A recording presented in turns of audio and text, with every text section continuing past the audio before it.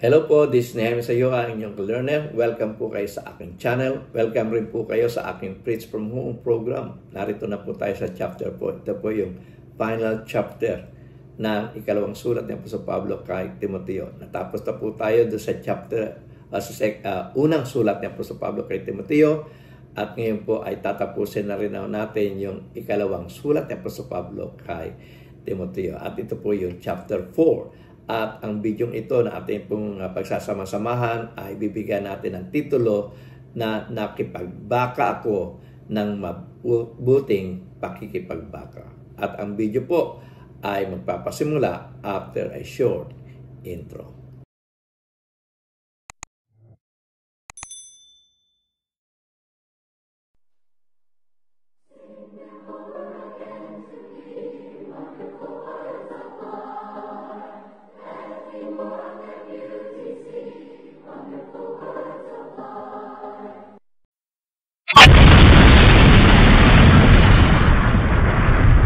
Magandang gabi mga kapatid, muli tayo mag-aral ng banal na salita. As pagkakataon ito na andito po na tayo sa final chapter ng 2 Timothy. At ito po ang 2 Timothy chapter 4. Ito po ang ikalawang sulat ng Apostol Pablo kay Timoteo at tayo po ay nasa huling chapter na. Ito po yung chapter 4. Pero bago po natin puntahan yung chapter 4 ay saliwain muna natin yung nakaraan nating video. Ito po ay may tungkol doon sa chapter 3. At ang video pong ito ay binigyan natin ng titulo na sa mga huling araw na makikita niyo po dito sa ating monitor. At ito kinuha natin po doon sa verse 1. Anong sabi po ng banal na kasulatan ay ganito. 2 Timothy chapter 3 verse 1. But mark this, there will be terrible times in the last days, sa mga huling araw. Sabi, ito ay magiging panahon ng mapanganib. Bakit niya sinabi na ito ay magiging panahon ng mapanganib? Sapagkat dito ay magkakaroon ng mga masasamang pag-uugali yung mga tao. At yung binabanggit doon sa ikalawa at ikalimang versikulo. So 2 Timothy chapter 3 verse 2 to 5, ganito ating mabasa. People will be lovers of themselves, lovers of money, boastful, proud, abusive, disobedient to their parents, ungrateful, unholy, without love, unforgiving, slanderous, without self-control, brutal, not lovers of the good, treacherous, rash, conceited, lovers of pleasures than lovers of God, having a form of godliness but denying its power, have nothing to do with such people. Sabi ni Apostol Pablo, iwasan mo yung mga ganyang mga tao. At ito yung mangyayari sa mga huling araw. Kaya nga sinabi ni Apostol Pablo na sa mga huling araw darating ang panahong mapanganib, sapagkat ang mga tao ay magiging mapanganib na sa kasamaan ng kanilang mga pag-uugali. So, nahanap po natin yung chapter 4 verse 1. Ganito po ating mabasa.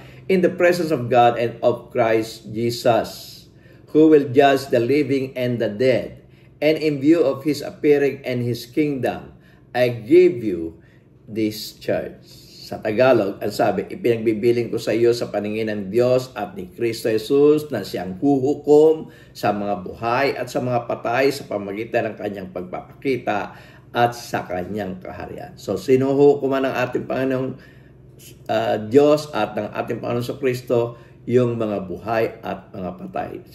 Ano po yung tinutukoy dito? Yung tinutukoy po dito, hindi yung physical life, kundi yung spiritual life. Dalawa po ang buhay na ibinigay sa atin ng Diyos habang tayo po ay nabubuhay sa mundo.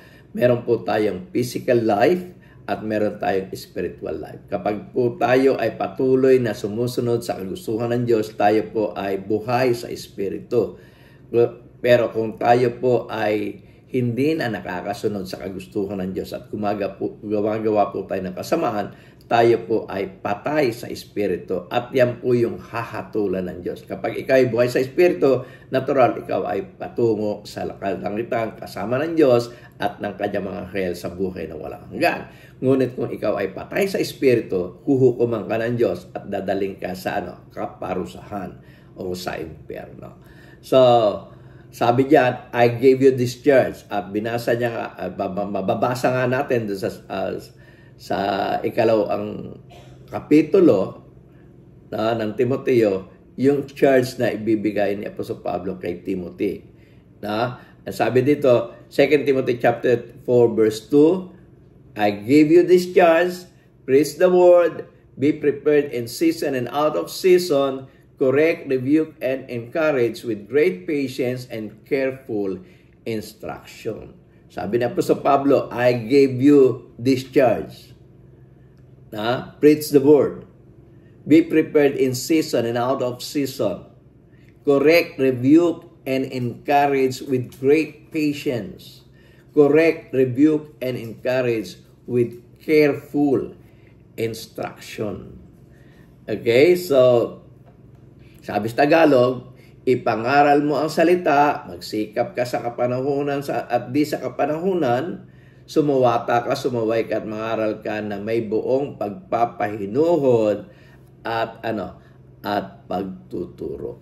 Sa 2 Timothy chapter 4 verse 3, ganito ating mababasa, for the time will come when people will not put up with sound doctrine. Instead, to suit their own desires, they will gather around them a great number of teachers to say what their itching ears want to hear. So, ayaw na nila ng sound doctrine. Ayaw na nila ng magaling aral. Gusto nila, kung ano lang yung gusto ng kanilang tenga.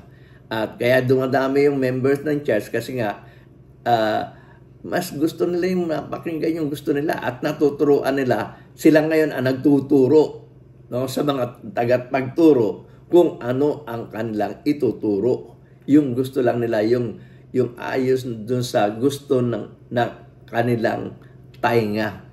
Sa Tagalog niya, sabi, sapagkat darating ang panahon na hindi na nila titiisin ang magaling na aral. Kundi pagkakaroon nila ng katinang tainga, ay magsisipagbuton sila ng kanilang sarili na mga guro ayon sa kanilang mga sariling mga masasamang pita. So, yung mga guro na kanilang i-assign na magturo, sasabihin nila, ito ang ituro mo, ito ang hindi. Ito ang gusto namin mapakinggan, ito yung magbagay na hindi namin gustong mapakinggan. Ayaw na nila sa magaling na aral. Okay, 2 Timothy chapter 4 verse 4, ganito ating mabasa, they will turn their ears away from the truth and turn aside to myths. Ayaw na nila ng katotohanan. Ayaw nilang papakinggan. Ayaw na ipahiram ang kanilang tenga kung ang ipangaral rin lang ang katotohanan. Mas gusto nila yung yung imbe-imbentong pangangaral ng kanilang mga manggagawa. Okay? Sa Tagalog, at ihihiwalay sa katotohanan ang kanilang mga tenga at ibabaling sa katha. Sabi ni Apostol Pablo, eto, tingnan natin yung chart. Ang sabi, they will come, the time will come, sabi niya, people will not put up with their sound doctrine. They will gather around them a great number of teachers to say what their itching ears want to hear. They will turn their ears away from the truth and turn aside to myths. So, yan ang gusto ng mga tao. Pagdating ng panahon, gusto ng mga tao ang mapakinggan, mga kata, ayaw na nila ng sound doctrine. Gusto ng mga tao, ang ilalagay nila mga guro, yung ayon lang sa gusto nilang mapakinggan. Pero sabi ni Apostol Pablo, hindi ka dapat maging ganyan. Ibahin mo, maging iba ka sa kanila. Ayan ay mabasa natin 2 Timothy chapter 4 verse 5. Sabi, but you keep your head in all situations, endure hardship, do the work of an evangelist, discharge all the duties of your ministry. Sabi niya, ngunit ikaw ay magpigil sa lahat ng mga bagay. Magtiis ka ng mga kahirapan. Gawin mo ang gawa ng ebanghilista at ganapin mo ang iyong ministeryo. Huwag kang tumulan sa kanila. Ibahin mo ikaw, no? Ikaw ay maging mapagpigil sa lahat ng mga bagay, magtiis ka ng mga kahirapan, gawin mo ang gawa ng ebanghelista. No? Ganapin mo ang iyong ministeryo. Kaya nga, dito sa chart, ang sabi, but keep your head in all situations, endure hardship, do the work of an evangelist, discharge all the duties of your ministry. Sa verse 6, ganito ating mabasa, for I am ready being poured out like a drink offering, and the time of my departure is near. Ibig sabihin ng the time of my departure is near ay darating na yung aking kamatayan. Sa Tagalog nga dumating na nga yung kanyang kamatayan. Sabi doon sa Tagalog, sapagkat ako'y inialay na at ang panahon ng aking pagpanaw, ang aking pagkamatayan, ay dumating na. Ito yung 67 AD, doon sa second imprisonment niya. Doon sa first imprisonment ni Apostol Pablo, nag-survive siya ron, nakawala siya. Gumawa uli siya ng ministeryo, pagkatapos nakulong uli siya noong 67 AD. At hindi na po siya nakalabas, kundi siya po ay ayon sa tradisyon ng mga scholars ay siya ay pinatay, na siya ay pinugutan ng ulo. Okay? At sa verse 7, ang sabi po ng banal na kasulatan ay ganito, I have fought a good fight. I have finished the race. I have kept the faith. Now, sa Tagalog niyan, sabi, nakipagbaka ako ng mabuting pakikipagbaka. Natapos ko ang aking takbo. Iningatan ko ang pananampalataya. So, siya ay nakipagbaka ng mabuting pakikipagbaka ng pananampalataya. Verse 8, now there is a store for me the crown of righteousness, which the Lord, the righteous judge, will award to me on that day. And not only to me, but also to all who have longed for His appearing. Katagalog, ang sabi, buhat ngayon ay natataan sa akin ang putong na katuwiran na ibibigay sa akin ng Panginoon na tapat na hukom sa araw na yaon, at hindi lamang sa akin, kundi sa lahat din naman ng mga naghahangad ng kanyang pagpapakita. Sa 2 Timothy chapter 4 verse 9 to 10, ganito ating mababasa, do your best to come to me quickly. Ito tagubilin na po sa Pablo, no? Sabi niya, sana kung pupunta ka rito, pumunta ka ng madali, no? Do your best to come to me quickly, for Demas, because he loved this world, has deserted me and has gone to Thessalonica. Crescens has gone to Galatia and Titus to Dalmatia. Dito ay inihinga ni Apostol Pablo yung kanyang sama ng loob sapagkat iniwala siya ng lahat. At sabi ni Apostol Pablo, magsikap ka na makarating ka agad dito. Sabi niya, sa Tagalog natin babasahin, 2 Timoteo Kapitulo 4, talatang 9 hanggang 10, magsikap kang pumarinin na madali sa akin, sapagkat ako'y pinabayaan ni Demas, palibasa iniibig niya ang sanlibutan ito. No? Maraming banggit, no, sa mga sulat ng Apostol Pablo kung paano kapaki-pakinabang itong si Demas. No? Lagi niyang kasama ito sa kanyang ministeryo. Pero sa pagkakataong ito, iniwan siya ni Demas at pumunta sa Thessalonica. Na siguro natakot si Demas na sapagkat mamamatay ni si Pablo, baka madamay siya. So, ibig sabihin, mas gusto niya yung sanlibutan kaysa siya ay makawala na sa sanlibutan at makarating sa sangkalangitan.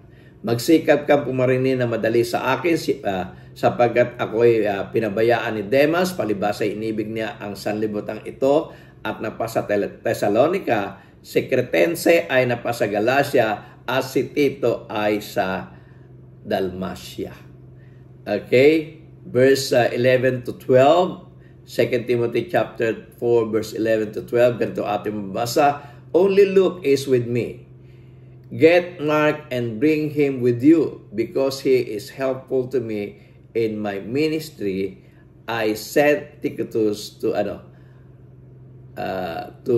Ephesus. I sent Tychicus to Ephesus. Pansinin po natin yan, ginawang ko ng pula, no? Sinulat ko sa pula yung get Mark and bring him with you, because he is helpful to me in my ministry. So makikita natin, dito si Mark, helpful na. No? Malaki na ang naitutulong sa gawain ng paglilingkod na kasama ni Pablo. No? Pero alam nyo ba na si Mark ay tinanggahan ni Pablo? Nung first missionary ni Apostle Pablo na kasama niya si Barnabas, sinama nila, kasama rin nila si Mark. Pero nung ma-experience ni Mark kung ano ang nangyari sa kanila doon sa island of Cyprus, pagdating nila sa pangpang ng Pampilya, hindi na siya sumama kay Apostol Pablo at kay Barnabas, at siya ay umuwi na at pumunta sa Jerusalem. Kaya nga, nung pagdating ng second missionary journey na mag-usap uli si Pablo at si Barnabas, sabi ni Barnabas, isama ko si Mark. Isama natin si Mark. Sabi ni Pablo, ayoko. Iniiwan tayo niya sa ere. Mamaya, pagdating naman sa isang lugar na medyo manghina ang loob niya, tatakbo rin yan eh. So, ayoko. Pero sabi ni Bernabe, kasi si Bernabe, ang ibig sabihin po ng kanyang pangalan ay son of encouragement. No, gusto niya ma-encourage si Mark. Kaya sabi niya, maghiwalay na lang tayo ng lakad. Kami pupunta sa Cyprus at kayo lumakad ni Silas. No, kayong dalawa ni Silas ang magsama at kami naman ni Mark ang magsama sa ating gawain. At yan yung mabasa natin. No? Bago natin basahin yung gawa, basahin natin sa Tagalog. Sabi, si Lucas lamang ang kasama ko, kaunin mo si Marcos at ipagsama mo sapagkat siya ay napapakinabangan ko sa ministeryo. Darapat si Tychicus ay sinugo ko sa Epheso. Okay, tatandaan niya si Timothy yung sinugo sa Epheso pero nung malis na si Timothy sa Epheso, si Tychicus naman ang nasa Epheso. So doon sa Acts 15:36 to 40, ito yung konteksto no, kung bakit tinanggihan ni Pablo si Mark. Pero nakikita natin sa ikalawang sulat niya kay Timothy, gusto niya naman makasama na. Ang sabi po ay ganito, sometime later, Paul said to Barnabas, let us go back and visit the believers in all the towns where we preach the word of the Lord and see how they are doing. Barnabas wanted to take John, also called Mark, with them. But Paul did not think it was wise to take him because he had deserted them in Pamphylia and had not continued with them in the world. They had such a sharp disagreement that they parted company. Barnabas took John Mark and sailed to Cyprus, but Paul chose Silas and left, commended by the believers to the grace of the Lord. So nakita natin nung una tinatanggahan ni Pablo. Pero nung sa sulat ni Apostol Pablo kay Timothy, sabi niya, dalhin mo si Mark sapagkat napapakinabangan na siya sa gawain ng paglilingkod. Sa 2 Timothy chapter 4 verse 3, ganito ating basa, when you come, bring the cloth that I left with Carpus at Troas, and my scroll, especially the parchment. Na yung sinasabi niyang may scroll, yung book po yon. At sa Greek word na ginamit ni Apostol Pablo ay Biblia. Ayan, alam natin yun. Bible, Biblia. Sa Tagalog po, Biblia Ibig sabihin, mga aklat. Kapag singular lang, Biblon. At ang kahulugan po niyan, na ayon sa Strong's Concordance, sabi niya, Biblon, a paper, a book, at ang definition niyan, a paper book, ang usage niyan ay papyrus roll. Okay? At binanggit din yung parchment. At yung parchment ay membrana. Na yung membrana naman, sabi doon, a parchment leaf, perhaps for notes, o yung parchment. Na, at sa Tagalog, nung binanggit ni Apostol Pablo ito, ay pergamino. No? Sa ikalawang Timoteo chapter 4 verse 13, ganito ating mabasa, ang balabal na aking iniwan sa Troas kay Carpo ay iyong dalhin pagparini mo, at ang mga aklat, yung mga aklat, ang Biblia, yung scroll, lalong-lalo na ang mga pergamo. So, may pagkakaiba kasi doon sa mga aklat, yung mga materials na pinagsusulatan ng mga aklat, mga scrolls. Merong gawa sa papyrus, merong gawa sa pergamino. No? Anong ibig sabihin nun? Ano yung pergamino? Ang pergamino, balat ng tupa, kambing o baka na pinaproseso para gawing sulatan. Mas matibay ito kaysa sa papyrus at ginagamit ito ng sa mga balumbon ng mga Biblia. Ang pergamino na ipinakuha ni Pablo kay Timothy ay posibleng mga bahagi ng Hebreyong kasulatan. Ang ilang bahagi ng Dead Sea Scrolls ay nakasulat sa pergamino. So, dalawang kasi yung pinagsusulatan o ginagawang scroll. Merong gawa sa papel, yung papyrus, at meron namang gawa sa balat ng hayop. At sinabi na po sa Pablo, dalhin mo sa akin yung mga scrolls ko, yung mga aklat ko, yung mga papyrus yun. Pero lalong-lalo na yung mga pergamino. Okay?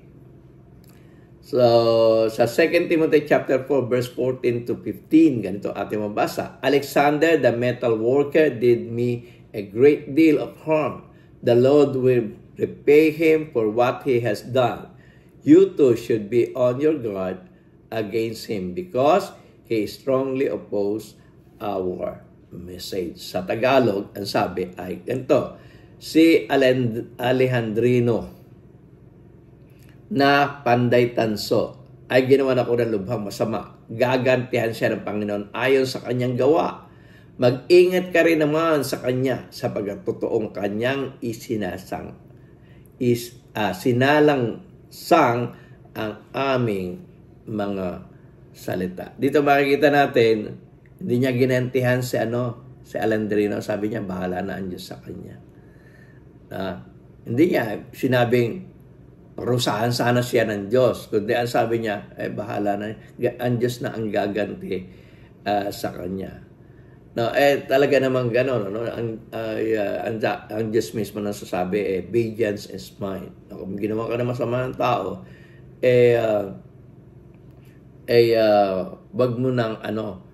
wag mo siyang gantihan sapagkat ang Diyos naman ang sabi, ang siyang gaganti. No, siya mismo yung nagsabi na siya ay gaganti. Sa verse 16, ganito ating basa, at my first defense, no one came to my support, but everyone deserted me. May it not be held against them.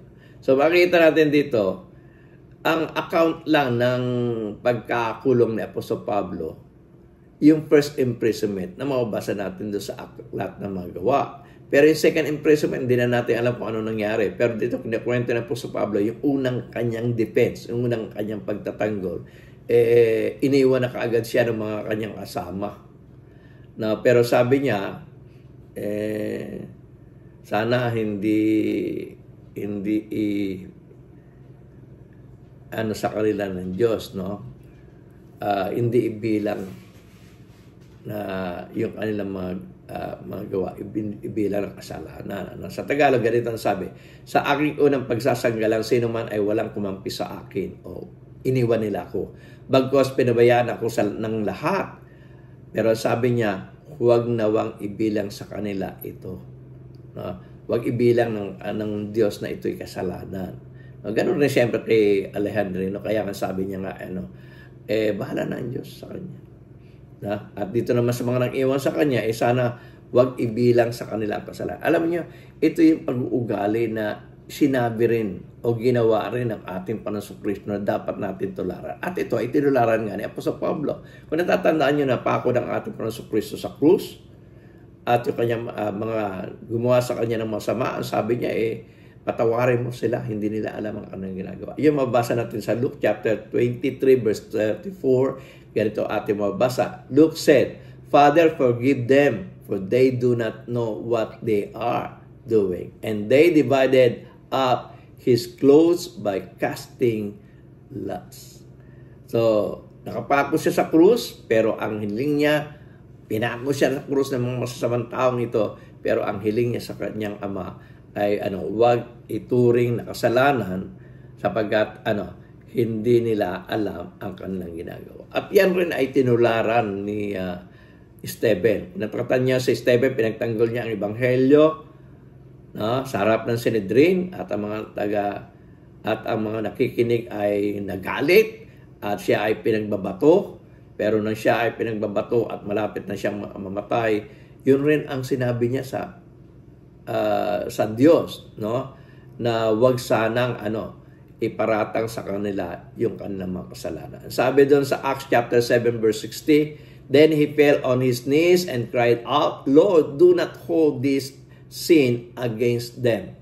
When he had said this, he fell asleep. So bago siya malagutan ng hininga, sabi niya, wag niyo nang iparatang sa kanila yung kanilang mga kasalanan.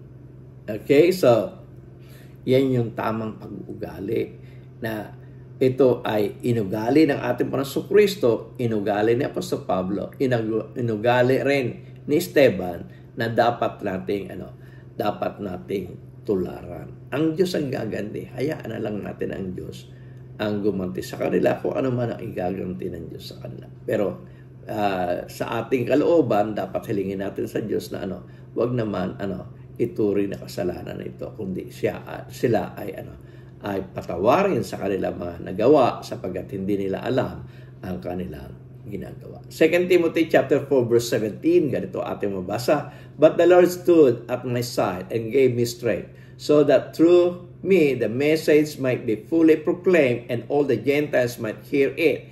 And I was delivered from the lion's mouth. Ayan yung lion, tingnan niyo sa illustration, ito yung magandang illustration, may lion dyan. Yung mga Kristiyano po pag nahuhuli, pinakakain sa leon. Kung hindi naman pinakakain sa leon, tingnan niyo yung background, meron mo po mga nakapako sa cross doon sa mga poste, at ito ay nililiyaban. Kung hindi ka kakainin ng leon, ikaw ay susunugin ng buhay. Yan po yung parusang ginagawa sa mga Kristiyano noon. Sa Tagalog, sabi, darapat ang Panginoon ay sumaakin at ako'y pinalakas upang sa pamagitan ko ang mabuting balita ay maitanyag ng ganap at upang mapakinggan ng lahat ng mga hintil. At ako'y iniligtas sa bibig ng leon. Sa verse 18, ganito ating basa, The Lord will rescue me from every evil attack and will bring me safely to my heavenly kingdom. To Him be glory forever and ever. Amen. Ako'y ililigtas ng Panginoon sa bawat gawa ng masama.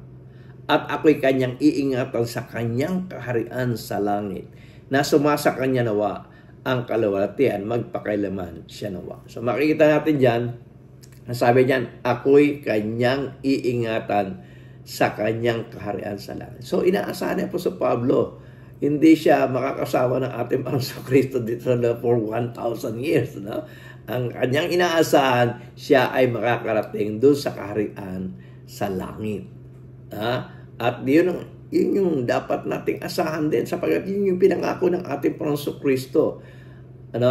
Sa kanyang mga alagad noon sa panahon na bago siya mahuli nang naandun siya sa Gethsemane, ang sabi niya sa mga alagad, hinanda niya yung kanyang mga alagad, yung kanyang pagpapaalam sa kanyang paglisan, ang sabi niya, In my Father's house there are many mansions. I will go there and prepare a place for you. Then I will go back. Babalik muli ako upang kaunin ko kayo para kung saan ako naroon. Saan siya naroon? Sa langit. Ay doon kayo doon. So, yun po yung magandang pangako ng Diyos. Kaya ito yung inaasahan ni Apostol Pablo na gagawin rin sa kanya ng Diyos. Dadalhin siya sa kaharian, nasaan? Nasa lupa? Hindi po, nasa langit. Okay, sa verse 19 to 20, 2 Timothy chapter 4, verse 19 to 20, ganito ating mabasa. Greet Priscilla and Aquila and the household of Onesiphorus. Erastus stayed in Corinth, and I left Trophimus sick in Miletus. Okay? So makikita natin dyan, no, si Priscilla, si Aquila, madalas binabanggit ito, kasama niya po sa Pablo sa negosyo ito. Binanggit rin po dito. Okay, so sabi doon, batiin mo si Priscilla at Aquila at ang mga sambayang ni Onesipuro. Si Eresto ay natira sa Corinto, datapos si Tropino ay iniwan kong may sakit sa Mileto. So, di ba meron silang gift of healing? Bakit hindi niya muna binagaling si Tropino? No? Iniwan niyang may sakit doon sa Mileto. So, meron kasing purpose yung mga gift na ibinibigay sa mga alagad ng ating Panginoong Kristo. Kaya sila binibigyan ng gift of healing para ito ay mag-boost sa kanila sa pangangaral ng ebanghelyo. Pero syempre, hindi niya ito ginawa kay Tropimo kasi ito yung normal naman nangyayari na kapag nagkakasakit, ay gumagaling tayo. No? So, alam naman ng Pastor Pablo na siya ay gagaling. Okay, so chapter 4, verse 21 to 22, ganito ating basa. Do your best to get here before winter. Eubulus greets you, and so do Prudence, Linus, Claudia, and all the brothers and sisters. The Lord will be your spirit, with your spirit, grace be with you. Magsikap ka pumarinig bago magtaginaw. Kaya nga sabi niya, dalhin mo yung aking balabal. Binabati ka ni Eubulus, at ni Prudente, ni Lino, at ni Claudia, at ng lahat ng mga kapatid. Ang Panginoon naway sumaiyo, Espiritu, ang biyaya naway sumainyo. So ito po yung huling chapter ng ikalawang sulat ni Apostol Pablo kay Timoteo. Dito po natapos yung ating pag-aaral. Pinag-aralan natin ang unang sulat ni Apostol Pablo kay Timoteo, at pinag-aralan rin natin po ang ikalawang sulat ni Apostol Pablo kay Timoteo. At naniniwala po ang inyong lingkod. Ito po, si Bot Hayoway, ang inyong ka-learner, na kung paano po ninyo ako sinamahan sa mga nakaraang video na aking pong ginawa, ay muli tayo magsama-sama sa mga bago pang video na aking pong i-upload. Muli, ako po si Nehemia Sayuhay, ang inyong ka-learner. Labis po ako nagpapasalamat sa inyo sa patuloy niyong pagtatangkilik. To God be the glory. Kung nagustuhan po ninyo ang video nito, sana po ay mag-subscribe kayo. I-ring nyo na rin po yung bell para sa ganoon ay ma-notify kayo sa mga susunod pang video na aking pong i-upload. At sana po ay i-like nyo na rin po para sa ganoon ay mas marami pang ma-encourage na manood ng video ito. At kung gusto nyo pong makabahagi sa pangangaral ng Ebanghelyo na ipinag-utos ng ating Panginoong Kristo, i-share nyo po ito sa inyong mga kaibigan. At kung meron po kayong comment, sana po ay mag-comment kayo. At huwag nyo makalimutan yung mga video ito nasa inyong harapan. At kung gusto nyo pong mag-subscribe, pindutin nyo lang po itong below sa aking pong likuran. Muli, ako po si Nehemia Sayuhay, ang inyong ka-learner. Labis po ako nagpapasalamat sa inyo. To God be the glory.